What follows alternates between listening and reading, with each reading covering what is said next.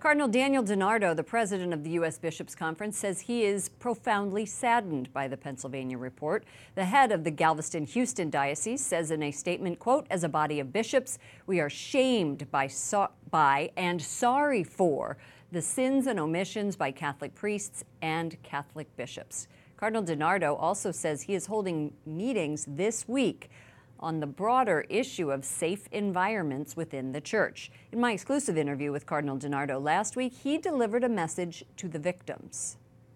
I also want to say my apology in terms of the whole church that grieves with you. The responsibility falls on us as the bishops, but all of us bear the responsibility of grieving together and working together for the ongoing renewal of the church.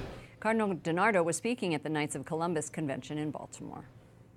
Joining me now is Mari Collins, survivor of clergy sex abuse and a former member of the Pontifical Commission for the Protection of Minors. Mari, welcome to the program.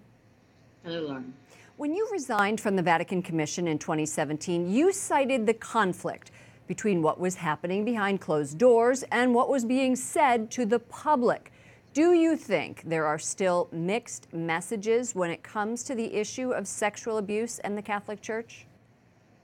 I think there are. I think there are still forces within the Catholic Church, particularly at the higher level, that do not want to see change, who believe this issue of clerical abuse will go away, and they need to be faced down. The Pope himself, he agreed and he passed the recommendations that the Commission gave to him for stronger safeguarding, for accountability of bishops. But when it came to the actual implementation of those provisions, it was his curia who would not put them into action. And that's where things have got to change. There has to be something to stop that roadblock, because we can see with all the reports and everything that it is so necessary that we get change. The Archbishop of Washington, Cardinal Donald Wuerl, is writing about the role of laity in examining allegations of sexual abuse and rebuilding trust. When I interviewed him last week, he had this to say. Once you have a panel that includes bishops, includes laywomen, laymen, and they're looking at a particular allegation, there will now be the expectation and the realization that this is going to be made public. Do you believe the Church has implemented the suggestions of lay people?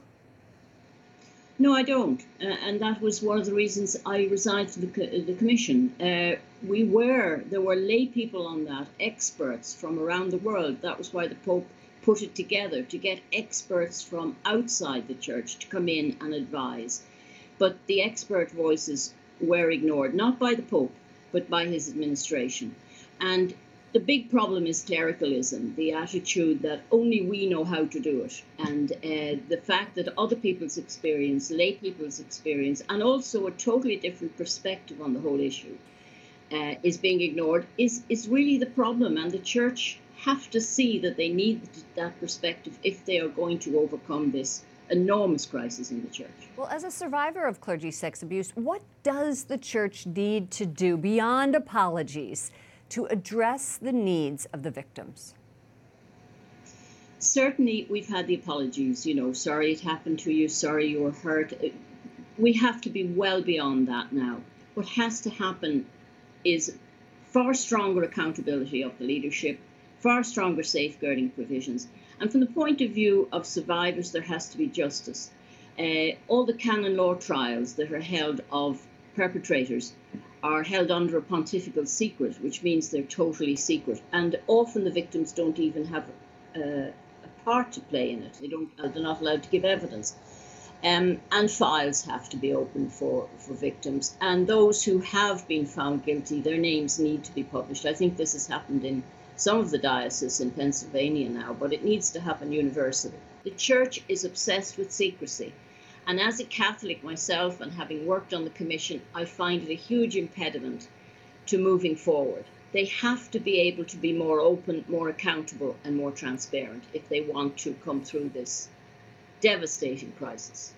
Before we go, very quickly, do you believe that lessons have been learned between the 2002 crisis and now?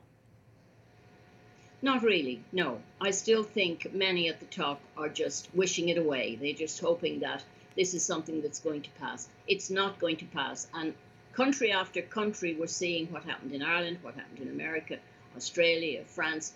And it is going to go on and on. It'll be in the African countries, the Asian countries. This is not a crisis or an issue that's going to go away, no matter how much some people in the church wish it would.